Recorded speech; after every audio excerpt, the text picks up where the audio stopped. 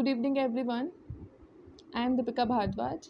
Today, आज हम एक नया टॉपिक डिस्कस करेंगे जिसका नाम है बिजनेस एनवायरनमेंट। बिजनेस स्टडीज़ में ये एक इम्पॉर्टेंट चैप्टर होता है जिसकी नॉलेज होना बहुत ज़रूरी है। बिजनेस एनवायरनमेंट ये जो टॉपिक है ये आपके 12th स्टैंडर्ड में भी होता है। आगे आप बैचलर्स करेंगे तो उसमें भी आता है ये। तो ये बेसिक सी चीज़ है जो आप सभी को पता होनी ज़रूरी है। So before started, thought of the day is Not all storms come to disrupt your life, some come to clear your path. दो टर्म से मिलके बनता है बिजनेस प्लस एनवायरनमेंट। ठीक है, बिजनेस प्लस एनवायरनमेंट। एनवायरनमेंट का मतलब क्या होता है? जनरली अगर आपसे कोई पूछ ले कि व्हाट इज़ एनवायरनमेंट, एनवायरनमेंट का मतलब क्या होता है? इन जनरल लैंग्वेज में हिंदी में इसे बोलते हैं वातावरण, यानी कि हमारे आसपास की जो सराउंडिंग्स हैं। ठीक है, यानी कि जो सराउंडिंग्स में मीन्स वातावरण, जो हमारे आसपास के जो सराउंडिंग्स हैं वो एनवायरनमेंट होता है। ठीक है, तो बिज़नेस एनवायरनमेंट क्या होगा? यानी कि बिज़नेस के आसपास का जो भी माहौल है, जो भी वातावरण है, जो बिज़नेस को अफेक्ट कर रहा है, उसकी फंक्शनिंग को इफ़ेक्ट करता है, उसे हम बोलते हैं बिज़नेस एनवायरनमेंट। यानी कि इसमें वो सभी फैक्टर्स आते हैं जो बिज़नेस को इन्फ्लुएंस करता है, उसके काम करने के तरीके को प्रभावित करता है, और जिसके ऊपर बिज़नेस का कंट्रोल होता भी है और नहीं भी होता। तो हम ये कह सकते हैं कि इट मीन्स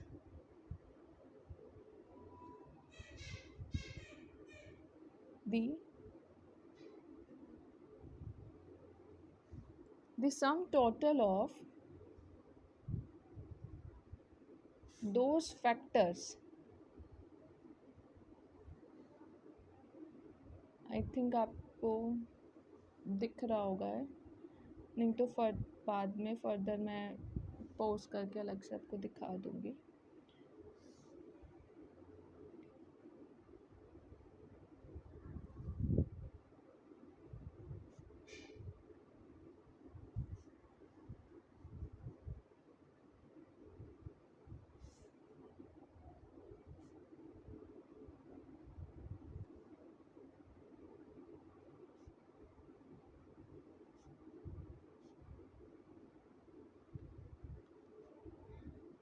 हाँ जी, देखो, इसका मतलब होता है it means the sum total of those factors which influence the business and over which the business has no control. यानी कि बिजनेस एनवायरनमेंट का मतलब होता है बिजनेस के आसपास का वातावरण, उसके आसपास की सराउंडिंग जो बिजनेस को अफेक्ट करती है, पॉजिटिवली अफेक्ट करे, नेगेटिवली अफेक्ट करे, और जिसके ऊपर बिजनेस का कोई कंट्रोल नहीं होता है। कि कुछ ऐसे इसमें आगे हम फर्दर डिवाइड करेंगे इंटरनल एक्सटर्नल, तो उसमें हमको पता चलेगा कि किसका कुछ का कंट्रोल होता भी है, कुछ का भी नहीं। तो बाद का भी देखो, यानी कि बिज़नेस एनवायरनमेंट का मतलब होता है बिज़नेस के आसपास का वो सभी एनवायरनमेंट, वो सब सराउंडिंग्स, वो सभी फैक्टर्स जो किसी भी एक बिज़नेस को अफेक्ट करते हैं, उसकी फंक्शनिंग को, उसके काम करने के तरीके को प्रभावित करते हैं। इससे उसका काम करने का तरीका जो है अफेक्ट होता है, उसकी फंक्शनिंग इफ़ेक्ट होती है। उन सभी फैक्टर्स के टोटल को, उन सभी को मिलाकर बिज़नेस एनवायरनमेंट बनता है। ठीक है, अब आगे बिजनेस एनवायरनमेंट को फर्दर दो पार्ट्स में डिवाइड किया गया है। वी से दैट कि it's a components of business environment.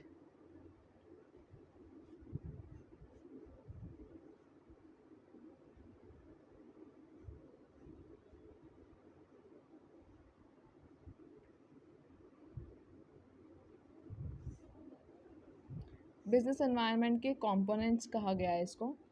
Business environment के दो कंपोनेंट होते हैं। फर्स्ट होता है इंटरनल एनवायरनमेंट, दूसरा होता है एक्सटर्नल एनवायरनमेंट।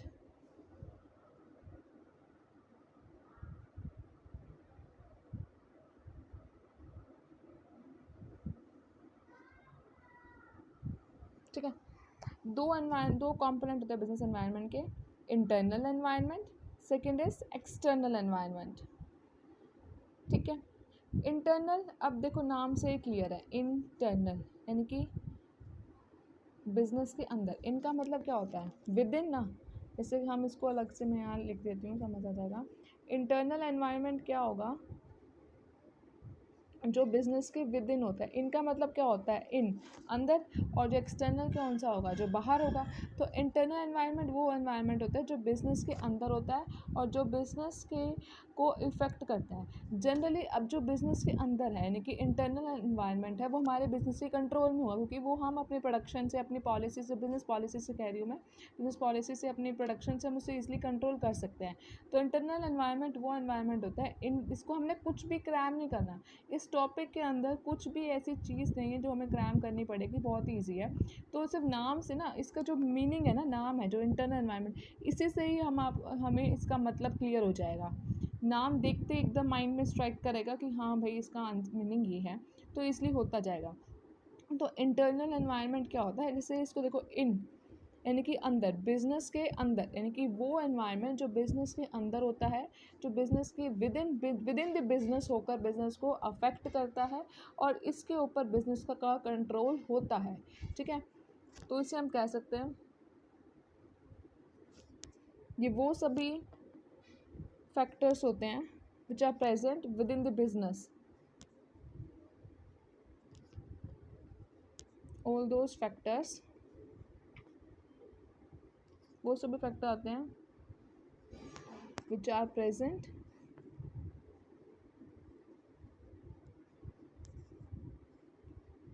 विद इन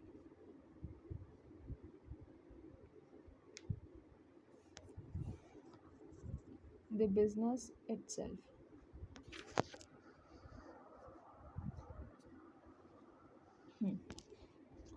यानी कि इसमें वो सभी फैक्टर्स आते हैं जो बिजनेस के विद इन, बिजनेस के अंदर प्रेजेंट होते हैं। दूसरा हम इसे कह सकते हैं जिसके ऊपर बिजनेस का कंट्रोल होता है। ठीक है,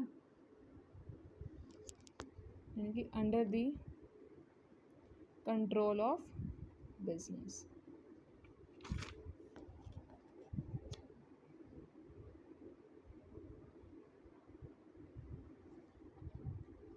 इंटरनल एनवायरनमेंट कौन सा होता है, ऐसा एनवायरनमेंट होता है यानी कि इसके अंदर वो सभी फैक्टर्स आते हैं जो बिजनेस के अंदर प्रेजेंट होता है, with in the business present होता है और जिसके ऊपर बिजनेस का कंट्रोल होता है। ठीक है, इसको भी अब इंटरनल एनवायरनमेंट के अंदर, ये तो उसका मीनिंग हो गया। अब इंटरनल एनवायरनमेंट में हम कौन कौन सी चीज़ें ना, कौन कौन से फैक्टर्स लेते हैं।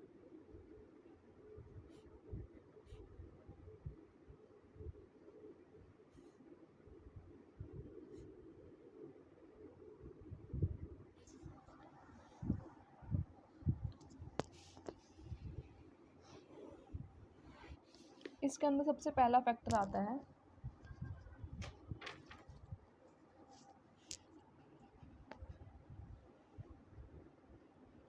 Objectives of business. एक बार लिख लेते हैं, फिर मैं आपको नंबर वाइज इन सभी के मीनिंग को ना बता दूंगी। Policies of business,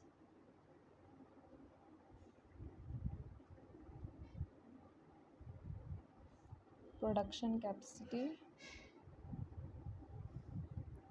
production methods,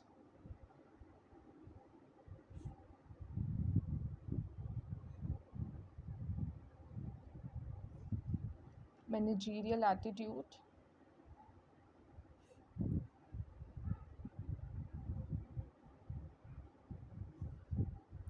human resources,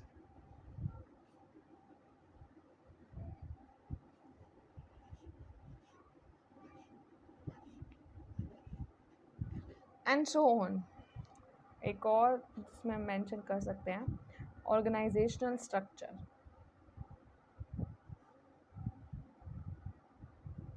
ठीक है, और भी होते हैं बहुत सारे, पर ये कुछ बेसिक होते हैं। ठीक है, इसमें पहला होता है ऑब्जेक्टिव ऑफ बिजनेस, यानी कि बिजनेस का ऑब्जेक्टिव क्या है, प्रॉफिट मैक्सिमाइजेशन है या फिर उसको सेल पे ध्यान देना है। तो यानी कि उसका ऑब्जेक्टिव क्या है बिजनेस का, प्रॉफिट, यानी कि उसका जो बिजनेस का जो ऑब्जेक्टिव होगा वो भी इन्फ्लुएंस करता है बिजनेस को, कि अगर प्रॉफिट पर है तो हम इस पे ज़्यादा ध्यान देंगे। यानी कि बिज़नेस की फंक्शनिंग को, बिज़नेस की वर्किंग को, ये जो ऑब्जेक्टिव है बिज़नेस का वो भी इफेक्ट करता है।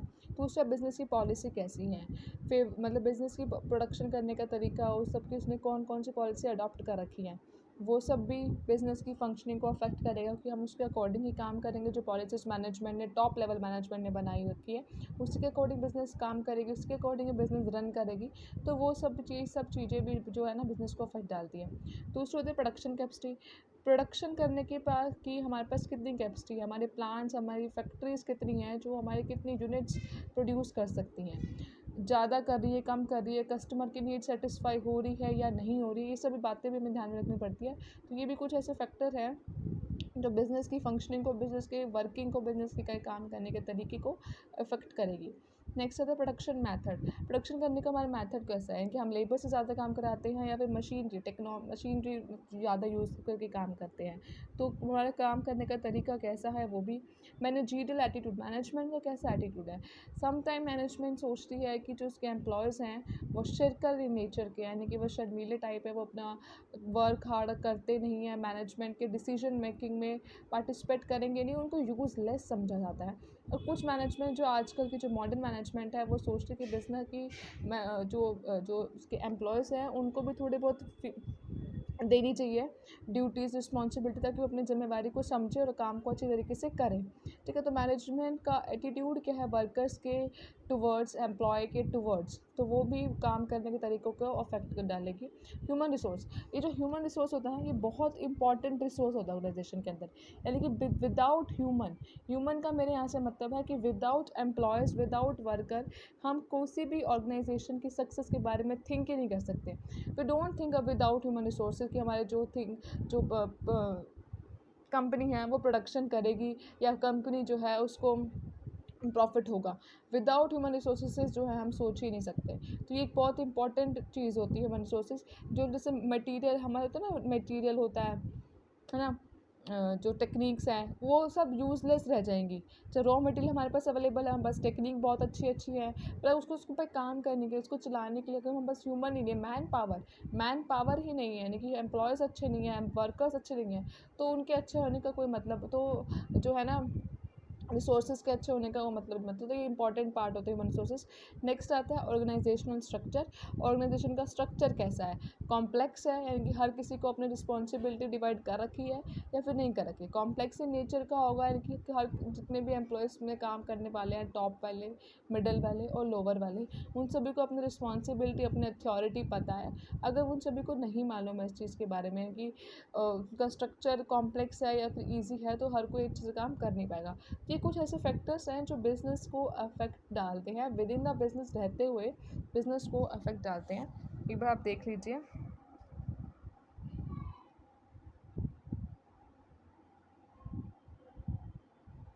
तो एक बार रिकॉल कर लेते हैं कि इंटरनल एनवायरनमेंट वो सब फैक्टर जो बिज़नेस के अंदर होते हैं, ठीक है, और जो बिज़नेस के कंट्रोल में होते हैं, ये सब उसके फैक्टर हैं। नेक्स्ट हम चलते हैं एक्सटर्नल एनवायरनमेंट, देखते हैं एक्सटर्नल एनवायरनमेंट क्या होता है।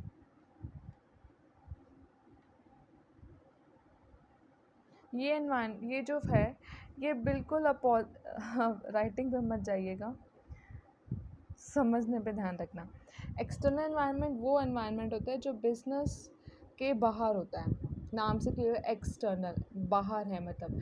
इंटरनल के बिल्कुल अपोजिट है ये वो एनवायरनमेंट होता है जो बिज़नेस के आउटसाइड, बिज़नेस के बाहर जो प्रेजेंट होता है, और जनरली ये बिज़नेस के कंट्रोल में नहीं होता है, क्योंकि जो अपने अंदर है उस चीज़ को तो हम कंट्रोल कर सकते हैं, पर जो बाहर क्या हो रहा है वो हम कुछ हद तक ही कंट्रोल कर सकते हैं, और कभी कभार हम बिल्कुल भी नहीं कंट्रोल कर पाते, है ना। तो ये एक्सटर्नल एनवायरनमेंट वो सभी फैक्टर आते हैं, यानी कि जो बिज़नेस के आउटसाइड में प्रेजेंट है, तो हम कह सकते हैं ऑल दोज फैक्टर्स, बिल्कुल अपोजिट है ये इंटरनल के, which are present outside the business and business has no control over these factors.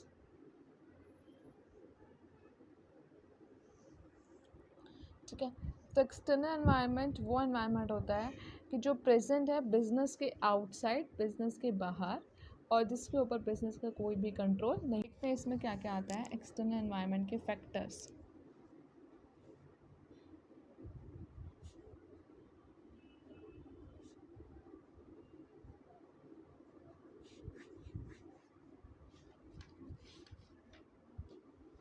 इसको भी अब दो पार्ट में डिवाइड किया गया है। इसको मतलब अपनी स्टडी को इजी बनाने के लिए इसको भी दो में डाला गया है। देखो पहला तो है माइक्रो, नेक्स्ट है मैक्रो। माइक्रो को ना, इसको माइक्रो को हम ऑपरेटिंग एनवायरनमेंट भी बोल देते हैं, इसका ये दूसरा नाम है, ठीक है, ऑपरेटिंग एनवायरनमेंट। और मैक्रो को ना, मैक्रो को हम जनरल एनवायरनमेंट बोल सकते हैं, ठीक है। देखो नाम से है, माइक्रो जो छोटे लेवल पर होगा, छोटा होगा, मैक्रो बड़ा जो होगा, ठीक है। तो माइक्रो स्मॉल लेवल पर होता है, मैक्रो थोड़ा बड़ा। तो माइक्रो के अंदर वो सभी फैक्टर आते हैं जो बिजनेस के बाहर तो हैं, आउटसाइड तो हैं, बट बिजनेस से क्लोजली रिलेटेड हैं। क्या कहा मैंने, जो आउटसाइड द बिजनेस है, ये वर्ड इंपॉर्टेंट है, इस पर ध्यान दीजिएगा। आउटसाइड द बिजनेस है, बिजनेस के बाहर तो हैं, पर which are closely related to business, जो बिजनेस के क्लोजली रिलेटेड हैं, रिलेटेड टू बिजनेस, ठीक है, बिजनेस के जो क्लोजली रिलेटेड हैं। तो अगर बिजनेस से क्लोजली रिलेटेड है, यानी कि जो बिजनेस के कंट्रोल में होंगे, है ना, ये बिजनेस के कंट्रोल में होंगे, तो ये फैक्टर्स वो होते हैं जो जनरली कुछ हद तक कंट्रोल में होते हैं, ठीक है, कंट्रोल में होते हैं, ये थोड़े से ही होते हैं पर ये थोड़े कंट्रोल में होते हैं। तो यानी कि बिजनेस के जो आउटसाइड द बिजनेस है और जो क्लोजली रिलेटेड है बिजनेस के, जैसे कि इसमें कौन कौन सा आता है, देखो इसमें इंक्लूड हम करते हैं, number 1 is customer, number 2 is suppliers, third आता है कॉम्पिटिटर्स,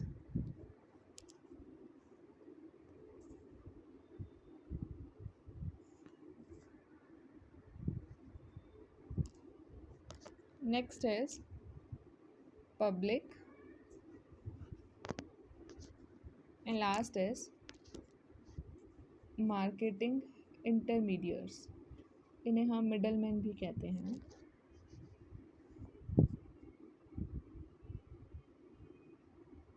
ठीक है, नंबर 1 देखते हैं, कस्टमर। कस्टमर वो होते हैं जो बिजनेस से सामान वगैरह लेते हैं ना। तो कस्टमर अलग अलग हो सकते हैं, कस्टमर एक इंडिविजुअल, एक इंसान भी हो सकता है, ठीक है, एक फर्म भी हो सकती है, और गवर्नमेंट भी हो सकती है। तो अगर इसमें ध्यान देने वाली बात ये है, अगर बिजनेस का सिर्फ एक ही कस्टमर है, चाहे वो गवर्नमेंट है, फर्म है, इंडस्ट्रियल है, अगर मान लो सपोज बिजनेस का सिर्फ एक ही कस्टमर है जो कि गवर्नमेंट है, और अगर गवर्नमेंट के साथ हमारे रिलेशन ख़राब हो जाते हैं, यानी कि गवर्नमेंट सामान ले रही कुछ, या फिर कोई एक इंडिविजुअल से, अगर उसके साथ हमारे रिलेशन ख़राब हो जाते हैं, तो और कोई कस्टमर हमने बनाया नहीं, यानी कि उस टाइप की, यानी कि कुछ वही कस्टमर बनाने का मतलब है कि हम सिर्फ उन्हीं वही गुड्स प्रोड्यूस कर रहे हैं जो गवर्नमेंट को चाहिए। या फिर अगर इंडिविजुअल हमारा कस्टमर है, तो इनके जो वही जो डेली रूटीन के गुड्स होते हैं वही गुड्स दे रहे हैं जो इंडिविजुअल को चाहिए। या फर्म हमारा कस्टमर से मेरा मतलब है कि जैसे जो होल सेलर टाइप होते हैं, है ना, तो जो सिर्फ हम उनके लिए गुड्स दे रहे हैं। तो अगर सिर्फ हमारा कोई एक ही कस्टमर है, तो अगर उसके साथ हमारे रिलेशन ख़राब हो जाते हैं तो हमारा बिज़नेस को लॉस हो सकता है, क्योंकि अगर उससे हमारे रिलेशन ख़राब हो जाए कि वो तो कहीं और से परचेज़ कर लेगा, पर हमारा तो कोई एक ही कस्टमर था ना, हमारी सेल नहीं होगी, सेल नहीं होगी तो बिज़नेस बंद हो सकता है, उससे प्रॉफिट नहीं होगा तो बिज़नेस बंद करना पड़ेगा। तो कस्टमर भी हो गया जो कि, और तो इसको क्या कहा गया, बिज़नेस से क्लोजली रिलेटेड हुआ। कस्टमर तो एक मेजर चीज़ है, मेजर ही है ना, जो कस्टमर जो बिज़नेस से रिलेटेड भी हो गया। दूसरा, ये कुछ हद तक बिज़नेस के कंट्रोल में भी, क्योंकि हम अपने ही एफर्ट्स डाल के इसको अपने कंट्रोल में ले सकते हैं। नेक्स्ट सप्लायर, जो हमें गुड सप्लाई करते हैं। अगर बिज़नेस जो है सिर्फ एक ही सप्लायर से, वन ही सप्लायर से लेता है गुड्स को, तो अगर उसके रिलेशन अच्छे नहीं बने, टाइमली उसने गुड्स की सप्लाई नहीं करी या फिर कोई और रीज़न से अगर उसके साथ हमारे रिलेशन ख़राब हो जाते हैं तो हमारी सप्लाई इफ़ेक्ट होगी। हमारी सप्लाई इफ़ेक्ट का मतलब क्या है, हमारे पास उन चीज़ की सप्लाई आ नहीं पाएगी, वो गुड्स हमारे पास आ नहीं पाएंगे, तो हम फर्दर आगे सेल कैसे करेंगे। तब भी हमारे बिज़नेस में प्रॉफिट नहीं होगा और हमें अपने बिज़नेस को बंद करना पड़ेगा। प्रॉफिट तो क्या, जब सेल ही नहीं होगा तो कुछ होगा ही नहीं, तो बिज़नेस में बंद ही करना पड़ेगा। कुछ बेचेंगे तभी तो प्रॉफिट होगा, है ना। नेक्स्ट चलते हैं कॉम्पिटिटर की तरफ।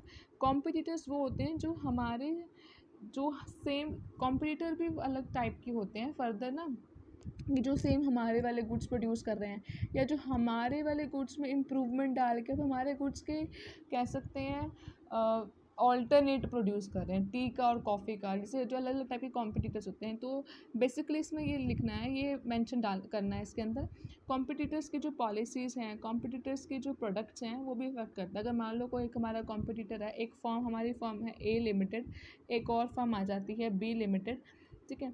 तो ये हमारी फर्म है, और अगर बी लिमिटेड जो है वो चीप, वो गुड, सॉरी मैं अपोजिट, सॉरी, अगर वो अच्छे प्रोडक्ट्स दे रही है और चीपेस्ट रेट पे दे रही है, लो प्राइस पर दे रही है और गुड क्वालिटी प्रोडक्ट दे रही है, तो हमारी कंपनी से कौन खरीदेगा सामान, है ना। जब लोगों को अच्छी क्वालिटी का सामान कम दाम पर, कम प्राइस पर मिलेगा, तो एवरीवन प्रेफर बी लिमिटेड के प्रोडक्ट ही प्रेफर करेगा ना, एवरीवन सब वहीं पर मूव कर जाएंगे, तो हमारी कंपनी को लॉस होगा। तो यही बात है कि कॉम्पिटिटर्स की जो पॉलिसीज़ हैं, कॉम्पिटिटर्स की जो सामान बेचने का तरीका है या फिर जो भी है क्वालिटीज़, वो सब भी हमारे बिज़नेस को अफेक्ट डालती हैं। नेक्स्ट है पब्लिक। पब्लिक से यहाँ पर मतलब है जो होती है लोकल पब्लिक। लोकल पब्लिक का मतलब होता है कि जो जहाँ पर हमारा बिज़नेस, जहाँ पर हमारी फैक्ट्री बनी हुई है, उसके सराउंडिंग्स में जो लोग रहते हैं, लोकल पब्लिक, वो। नेक्स्ट होता है प्रेस और मीडिया, मतलब मीडिया कह रही हूँ मैं, तो ये भी इफेक्ट करते हैं। ये कैसे इफेक्ट डालते हैं, लोकल पब्लिक। लोकल पब्लिक कैसे करेगी, जो बिज़नेस के सराउंडिंग्स में जो लोग रहते हैं वो देख रहे हैं, अगर मान लो कोई फैक्ट्री हमने लगा रखी है और उसके आसपास जो थोड़ी थोड़ी किलोमीटर्स के पास जो लोग रहते हैं, अगर वो नोटिस कर रहे हैं कि फैक्ट्री जो है बहुत ज़्यादा एयर पोल्यूशन कर रही है, बहुत जो ना हार्मफुल गैसेस रिलीज़ कर रही है, तो उनके माइंड में कंपनी के बारे में एक नेगेटिव इमेज क्रिएट हो जाएगी कि ये कंपनी तो भाई ना अच्छी नहीं है, ये मतलब एक नेगेटिव पॉइंट जाता रहेगा, तो वो अच्छी बात कंपनी के लिए तो अच्छी पॉइंट नहीं रहा ना। और कब हो सकता है वो मशीन्स ऐसे चला रहे जो बहुत नॉइस क्रिएट करते हैं, जैसे नॉइस पोल्यूशन होता हो, तो ये भी एक अच्छा पॉइंट नहीं है। तो लोकल पब्लिक के माइंड में एक ऐसी इमेज उस कंपनी, उस कंसर्न्ड कंपनी के लिए बन जाएगी। और अगर वो कंपनी अच्छे से कर रही है, कोई पोल्यूशन भी नहीं कर रही है, और और जबकि प्लांट ग्रो कर रही है, ट्री, जैसे अब आजकल बहुत डिफॉरेस्टेशन चल रहा है, तो अगर वो ट्रीज़ वगैरह लगाती है, प्लांटिंग करती है, तो कुछ इसका पॉजिटिव एफर्ट जाएगा, पॉजिटिव एक व्यू जाएगा कंपनी के टुवर्ड्स, जो कि एक गुड साइन रहेगा कंपनी के लिए। नेक्स्ट है प्रेस और मीडिया। मीडिया जो पब्लिश करती है information, whether it is TV में और इन न्यूज़पेपर, तो अगर वो कंपनी के बारे में कुछ फेवरेबल चीज़, कोई फेवरेबल आर्टिकल लिख देती है, कोई फेवरेबल पॉइंट बता देती है, तो हर कोई उस पर अट्रैक्ट होगा और समझेगा कि कंपनी बहुत अच्छी है। तो ये सब चीज़ें भी इफेक्ट डालती है।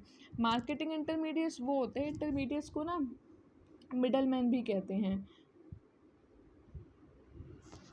मिडल मैन वो होते हैं जो प्रोड्यूसर्स और एजेंट का जो डिस्टेंस है वो ख़त्म करते हैं, ठीक है। जैसे कि होल सेलर होते हैं बीच का, यानी कि प्रोड्यूसर ने सामान दिया, होल सेलर ने अपने पास, होल सेलर ने ख़रीदा वहाँ से और वो आगे रिटेलर को बेचते हैं, यानी कि जो रिटेलर और प्रोड्यूसर के बीच में एक लिंक बना के रखते हैं, उनके बीच में जो काम करते हैं वो इंटरमीडिएट्स होते हैं। तो उसके साथ भी हमारे रिलेशन कंपनी के अच्छे होने चाहिए। अगर हमारे इंटरमीडिएट से अच्छे नहीं होंगे तो वो भी बिज़नेस को अफेक्ट डाल सकता है। तो आई होप आपको ये समझ आ रहा होगा मैं कहना क्या चाह रही हूँ। बस आपको ना जिन पॉइंट्स को जब आप रीड आउट करो, आप ध्यान से इस माइक्रो का मीनिंग रखना, फिर आप अपने आप इनका मीनिंग बताते जाओगे कि कस्टमर कैसे अफेक्ट कर रहे हैं, सप्लायर कैसे अफेक्ट कर रहे हैं और सो ऑन, कि बिजनेस के आउटसाइड होते हैं। आउटसाइड क्यों है? क्योंकि एक्सटर्नल का पार्ट है। ठीक है। माइक्रो मैंने मीनिंग बता दिया कि जो छोटे लेवल पे, माइक्रो बड़े लेवल पे, यानी कि जो बिजनेस से क्लोजली रिलेटेड है, यानी कि बिजनेस के बहुत हद तक रिलेटेड है। अब बिजनेस से क्लोजली रिलेटेड है, इट मीन्स उनके बिजनेस का उनके ऊपर कंट्रोल भी होगा, यानी कि कुछ हद तक हम कह सकते हैं कि हमारे कंट्रोल में है। जिसके कि कस्टमर हम अपने चाहें, हम अपने गुड रिलेशन बनाकर कस्टमर को अट्रैक्ट कर सकते हैं। हमारे अच्छे कस्टमर बनेंगे, बहुत ज़्यादा कस्टमर बनेंगे। और कुछ कंट्रोल में नहीं है, और इसका एग्जांपल हमारा कॉम्पिटिटर्स हैं। कॉम्पिटिटर की क्या पॉलिसी आज उनके माइंड में क्या चल रहा है, वो कैसे पॉलिसी इन फ्यूचर में लाने वाले, वो तो हम नहीं जान सकते ना। तो दोनों बातें कुछ हद तक कंट्रोल में होते हैं, तो हम ये कह सकते हैं। आ जाओ नेक्स्ट हम करते हैं मैक्रो। मैक्रो को जनरल एनवायरनमेंट भी कहते हैं। मैक्रो के अंदर भी बहुत सारे फैक्टर्स आते हैं। ठीक है। मैक्रो में अलग करा देती हूँ, थोड़ा सब कुछ जगह आउट।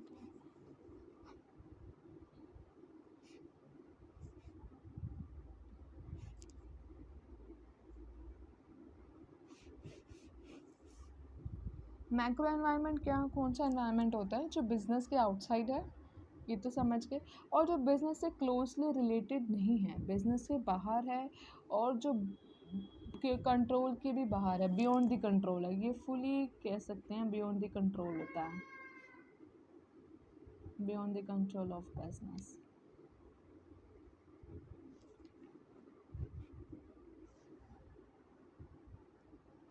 देखो इसमें पहला नंबर 1 आता है इकोनॉमिक एनवायरनमेंट।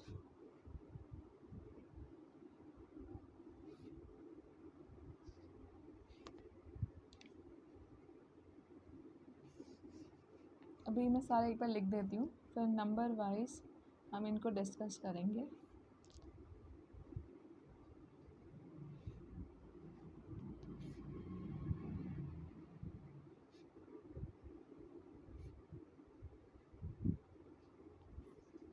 अगर आपको ये लिखा हुआ साथ साथ समझ ना आ रहा हो तो आप वीडियो को पॉज करके देख लीजिएगा। बाकी मैं ट्राई कर रही हूँ कि आपको विजिबल होता रहे साथ साथ।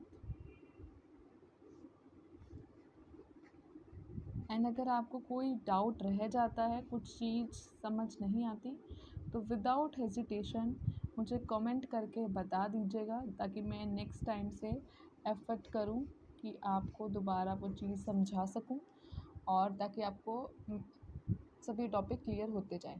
तो कोई भी डाउट रह जाए, कुछ भी रह जाए, तो कमेंट कर दीजिएगा प्लीज़। आ जाओ, नेक्स्ट है हमारा इकोनॉमिक एनवायरनमेंट। इकोनॉमिक एनवायरनमेंट, इसके फैक्टर हैं, ये कुछ अलग टर्म नहीं है। मैक्रो एनवायरनमेंट के अंदर फैक्टर्स हैं, जैसे कि हमने देखा था ना, माइक्रो के फैक्टर्स थे, ये फैक्टर्स थे। ठीक है। सेम ये भी फैक्टर्स हैं, ये सेम ये भी फैक्टर्स हैं। ठीक है। Economic environment, political, social, legal, regulatory environment और टेक्नोलॉजिकल एनवायरनमेंट। नंबर 1 ले लो, इकोनॉमिक।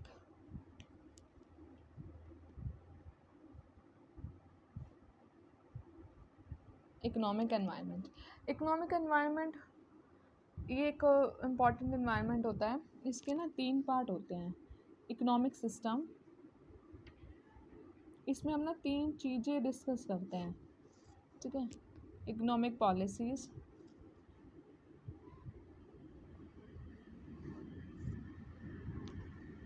और इकोनॉमिक कंडीशन। कि क्या कहा मैंने, इकोनॉमिक एनवायरनमेंट के अंदर हम 3 चीज़ें डिस्कस करते हैं, इकोनॉमिक सिस्टम, पॉलिसी और कंडीशन। इकोनॉमिक सिस्टम यानी कि हमारी इकोनॉमिक एक कंट्री का इकोनॉमिक सिस्टम कैसा है, कंट्री का सिस्टम कैसा है, यानी कि मेरा यहाँ सिस्टम से मतलब है सिस्टम कैसा है, यानी कि 3 टाइप के सिस्टम होते हैं, आपने कभी पढ़ा होगा, सोशलिस्टिक,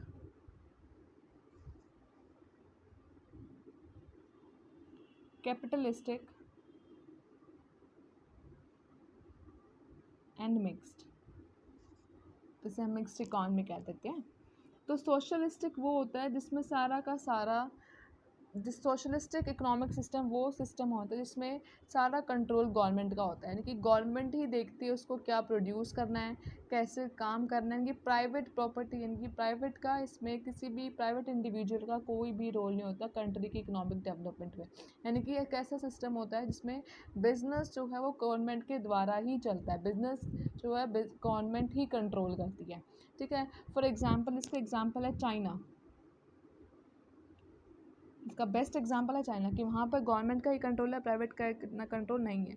कैपिटलिस्ट इकोनॉमी वो इकोनॉमी होती है जिसमें प्राइवेट इंडिविजुअल का कंट्रोल होता है, गवर्नमेंट का कोई रोल नहीं होता बिजनेस को कंट्रोल करने में, बिजनेस को डायरेक्ट करने में गवर्नमेंट का कोई रोल नहीं होता, सारा का सारा रोल प्राइवेट इंडिविजुअल्स का होता है।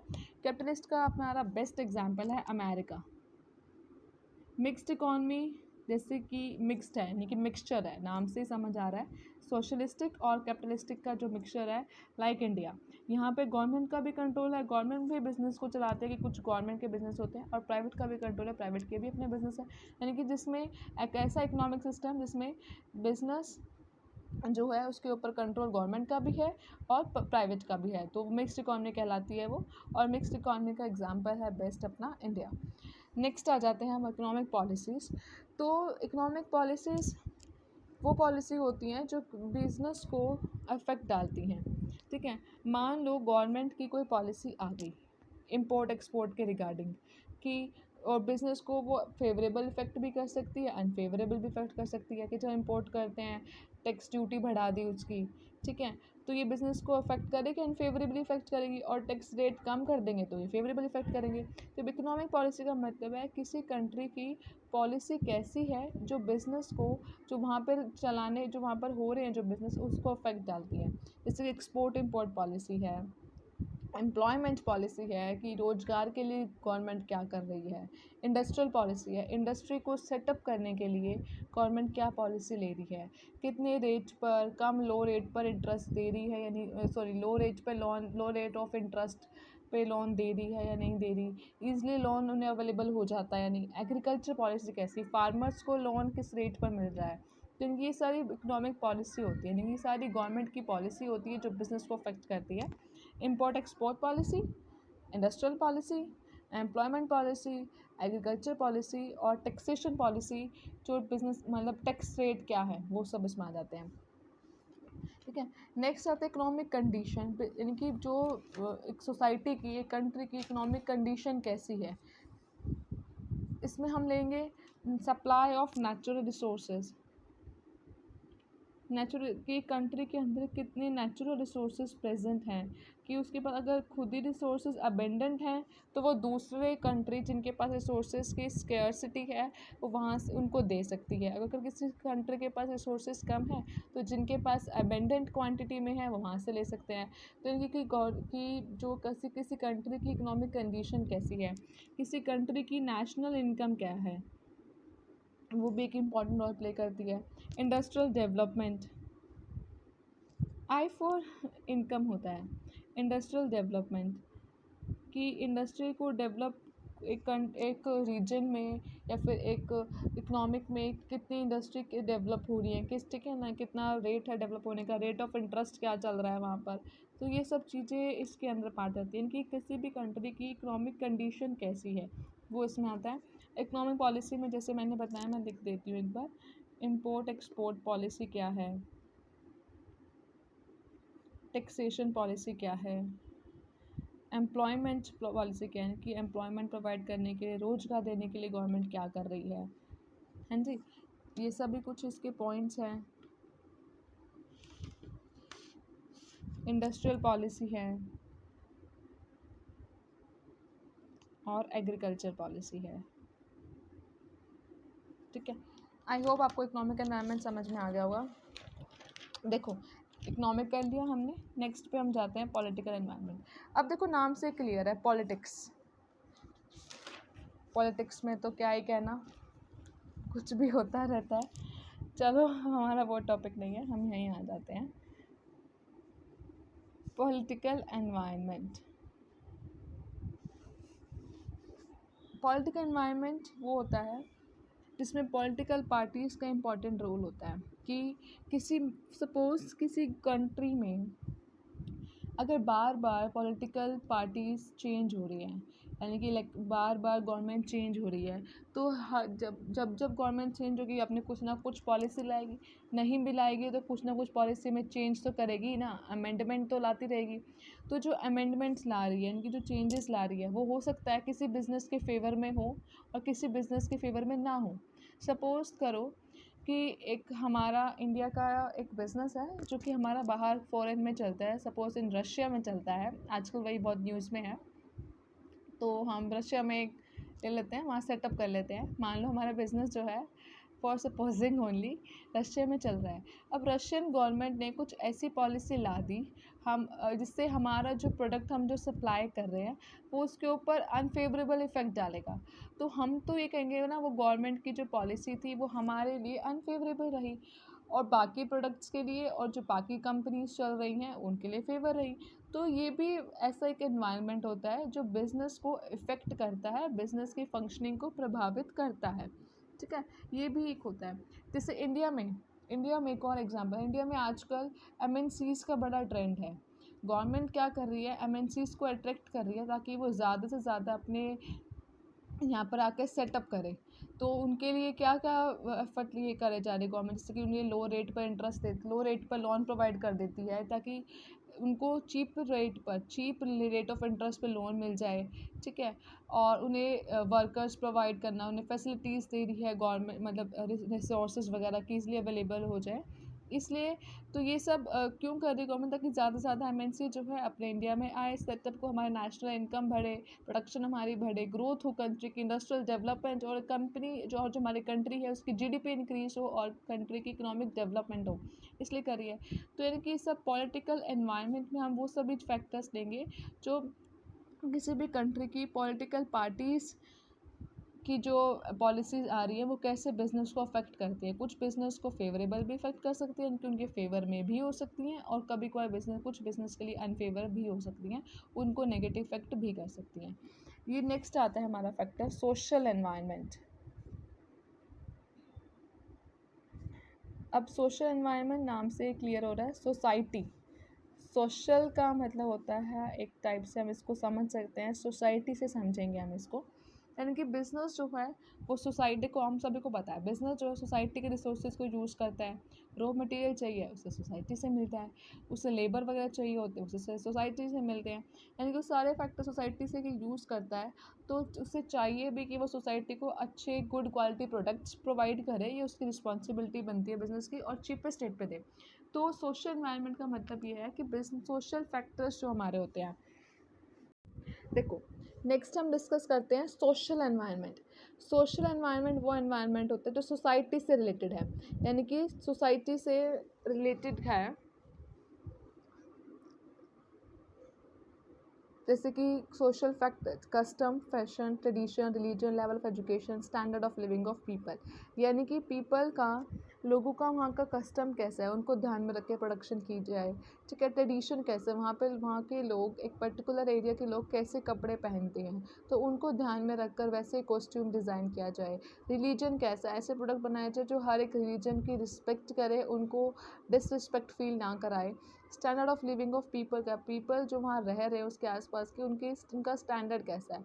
हाई स्टैंडर्ड सोसाइटी है अगर, तो हम अपने प्रोडक्ट का प्राइस हाई भी रख सकते हैं, और अगर लो स्टैंडर्ड है तो हम प्रोडक्ट का प्राइस कम ही रखेंगे ताकि वो अफोर्ड कर सके, है ना। तो ये सब चीज़ें, एक सब फैक्टर्स होते हैं जो बिज़नेस की प्रोडक्शन को अफेक्ट करते हैं। बिज़नेस को इन सभी चीज़ों को ध्यान में रखकर करना चाहिए, तभी उसे प्रॉफिट हो सकता है। इसका एक बेस्ट एग्जाम्पल देती हूँ मैं, जैसे कि वनस्पति घी। वनस्पति घी वनस्पति घी का तो आपने सुना होगा। पहले क्या होता, कुछ टाइम पहले न्यूज़ में आई थी बात कि वनस्पति घी के जो मैन्युफैक्चरर थे वो इंपोर्ट, बाहर से, आउटसाइड इंडिया से एनिमल फैट को इंपोर्ट करते थे। लोगों को पता चला, फिर लोगों ने इसके लिए प्रोटेस्ट करना स्टार्ट कर दिया। तो गवर्नमेंट ने क्या किया, अब इसका इंपोर्ट लाइसेंस कैंसिल कर दिया, इस मैन्युफैक्चर का इसका लाइसेंस कैंसिल कर दिया। यानी कि वही बात है ना, अब जैसे सोसाइटी को लिए प्रोडक्शन कर रहे हैं कि सोसाइटी के रिसोर्सेज को हम यूज़ कर रहे हैं, तो सोसाइटी को अच्छा प्रोडक्ट देना चाहिए। तो जैसे जब गवर्नमेंट को पता चला तो उसने उसको रिजेक्ट कर दिया गवर्नमेंट ने, फिर उसका लाइसेंस ही ख़त्म कर दिया। तो ओवरऑल कहने की बात सिर्फ इतनी है कि सोशल एनवायरनमेंट में हम वो सभी सोशल फैक्टर्स को इंक्लूड करेंगे जो बिज़नेस की फंक्शनिंग को अफेक्ट करते हैं, फेवरेबल भी और अनफेवरेबल भी। तो बिज़नेस को बिल्कुल ध्यान इनको स्टडी कर ध्यान अच्छे से करना चाहिए, ध्यान से स्टडी करके। नेक्स्ट आता है हमारा factor environment, legal regulatory environment.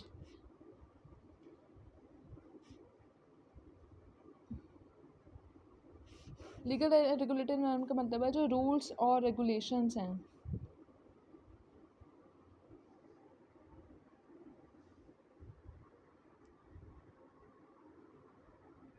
ठीक है, जो लॉज हैं।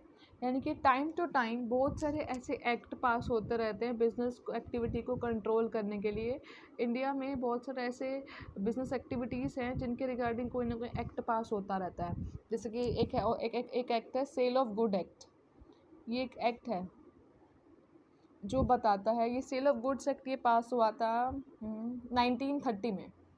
सेल ऑफ गुड्स एक्ट 1930 में पास हुआ था। ये बताता है कि गुड्स हमें कैसे सेल, उसके बारे में पूरा डिस्क्रिप्शन देता है। तो हमें वो मेंशन नहीं करना, इसमें बेसिकली हमें ये बताना है कि बहुत सारे एक्ट जो हैं वो टाइम टू टाइम पास होते रहते हैं बिज़नेस एक्टिविटी को कंट्रोल करने के लिए, उनको रेगुलेट करने के लिए। तो उन सभी एक्ट के सम टोटल को, उन सभी एक्ट को, बहुत सारे एक्ट हैं, उन सभी एक्ट को मिलाकर लीगल रेगुलेटरी एनवायरनमेंट बनता है। इनकी बेसिकली एक टाइप से बिज़नेस के लिए रूल्स और रेगुलेशन होता है जिसके अंदर रह के उसको अपना काम करना पड़ता है, प्रोडक्शन करना होता है, लॉज होता है। जैसे कि मिनिमम वेजेस एक्ट है कि कम से कम इतना वेजेस तो हमें मजदूरी के लिए देना ही देना है।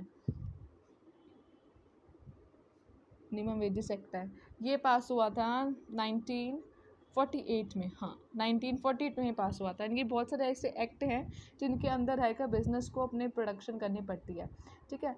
और भी है, एक कंपनीज एक्ट है जो हम पढ़ते हैं 2013।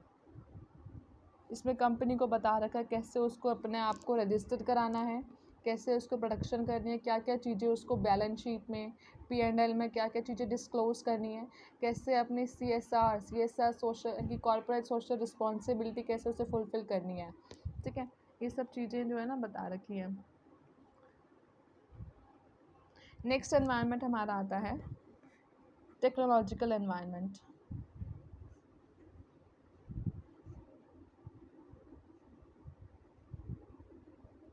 लीगल आपको क्लियर हो गया ना। लीगल में बेसिकली हम डालेंगे कि यानी कि वो सभी फैक्टर्स, यानी कि वो सभी एक्ट जो बिजनेस के मतलब उनसे टोटल है उन सभी एक्ट का लीगल में आता है। यानी कि बहुत सारे एक्ट गवर्नमेंट जो है टाइम टू टाइम पास करती रहती है बिज़नेस एक्टिविटी को रेगुलेट करने के लिए, उसको कंट्रोल करने के लिए। उन सभी एक्ट को मिलाकर, उन सभी का सम total of all these acts को मिलाकर लीगल रेगुलेटरी एनवायरनमेंट बनता है। टेक्नोलॉजिकल एनवायरनमेंट बेस कि technology day by day upgrade हो रही है, नई नई टेक्नोलॉजी आ रही है। तो टेक्नोलॉजी का मतलब होता है नए न्यू मैथड्स ऑफ प्रोडक्शन करने के नए नए मैथड्स आ रहे हैं, नई नई चीज़ें डिस्कवर भी हो रही हैं। तो अगर एक बिज़नेस जो है अगर वो पुरानी टेक्नोलॉजी से काम करता रहेगा तो वो उसका बिज़नेस लंबे टाइम तक नहीं सर्वाइव कर पाएगा। तो उससे ज़रूरी है कि एनवायरनमेंट चेंज होने के साथ साथ उसे अपनी टेक्नोलॉजी भी चेंज करनी चाहिए अगर वो लॉन्ग टाइम मार्केट में सर्वाइव करना चाहता है। तो क्योंकि जैसे जैसे टेक्नोलॉजी अपग्रेड हो रही है, हमारे कॉम्पिटिटर्स नई नई टेक्नोलॉजी के प्रोडक्ट अगर यूज़ कर रहे हैं, अगर हम पुरानी पे चलाते रहेंगे और काम करते रहेंगे तो हमारे प्रोडक्ट कोई भी परचेज़ नहीं करेगा। क्योंकि जो टेक्नोलॉजिकल चीज़ें आ रही हैं उनकी वो प्रोडक्शन में जल्दी होती है और लो कॉस्ट भी कम आती है। तो हर कोई वही प्रेफर करेगा जिससे कॉस्ट कम में मिल जाए, गुड क्वालिटी मिल जाए। अगर हम लेबर से काम करेंगे, हाथ से काम करेंगे तो थोड़ा कॉस्ट ज़्यादा भी पड़ेगा। तो टेक्नोलॉजिकल एनवायरनमेंट बिज़नेस जो है डे बाय डे चेंज हो रहा है, टेक्नोलॉजी उसकी चेंज हो रही है। तो तभी एक बिज़नेस सर्वाइव कर पाएगा जब वो टेक्नोलॉजिकल के साथ चेंज हो, वो भी अपनी नई नई टेक्नोलॉजीज़ को इन्वेंट करता रहे और नई टेक्नोलॉजी से काम करे। फॉर एग्ज़ाम्पल ऑटोमोबाइल इंडस्ट्री के लिए कि जैसे कि पेट्रोल के जो प्राइसेस है बहुत ज़्यादा इंक्रीज़ हो रहे हैं। तो क्या हुआ, इसमें भी टेक्नोलॉजिकल चेंजेस आने लगे हैं, जैसे इलेक्ट्रिकल व्हीकल आ गए हैं। इस बात को ध्यान में रखते हुए कि it becomes a technological change था ये ऑटोमोबाइल इंडस्ट्री के लिए कि to produce vehicle which consume less petrol, कि एक ऐसे व्हीकल को लेकर आना जो लेस पेट्रोल को कंज्यूम करे, है ना, क्योंकि पेट्रोल के प्राइसेस बहुत इंक्रीज़ हो रहे हैं। तो ये टेक्नोलॉजिकल एनवायरनमेंट ही है, तो वहाँ की उसकी इलेक्ट्रिक की उसकी सेल थोड़ी ज़्यादा होने लगेगी।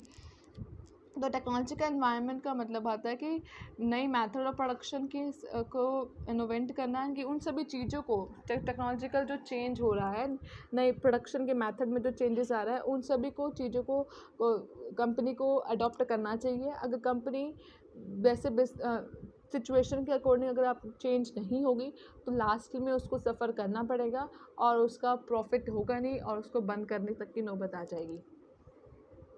ठीक है,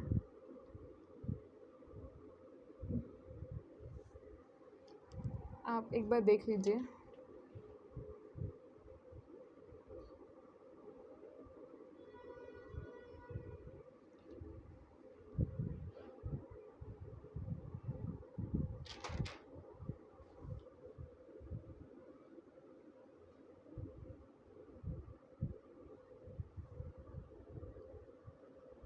Thank you everyone. Bye bye.